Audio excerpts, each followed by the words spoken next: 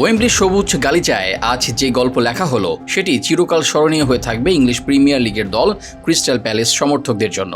ক্লাবের 128 বছরের ইতিহাসে প্রথমবারের মতো এফএ কাপের শিরোপা ঘরে তুলল তারা, তাও আবার বর্তমান চ্যাম্পিয়ন ম্যানচেস্টার সিটিকে 1-0 গোলে হারিয়ে। মাত্র 16তম মিনিটেই ম্যাচের মোড় ঘুরিয়ে দেন ইবেরে চিয়েছে।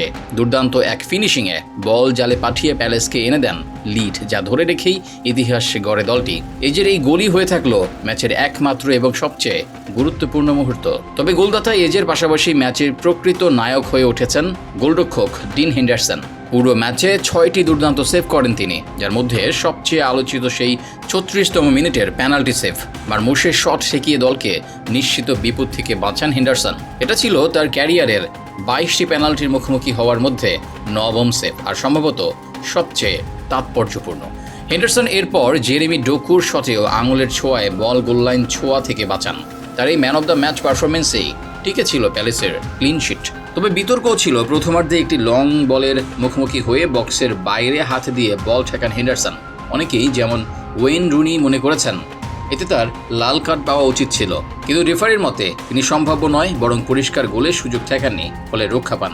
পেপ গার্দিওলার সিটি ম্যাচ জুড়ে বল দখলে রেখেছিল 79% সময়, নিয়েছিল 23টি শট, কিন্তু একবারও প্যালেসের দুর্ভেদ্য রক্ষণ ও হেন্ডারসনের দৃঢ়তা ভাঙতে পারেনি। এই জয় শুধু একটি ট্রফি নয়, এটি প্যালেসের জন্য একটি নতুন যুগের সূচনা।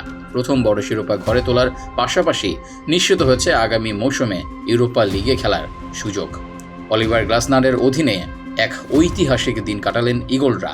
এমন দিনে ফুটবল প্রেমীরা যেন বারবার ফিরে তাকাবেন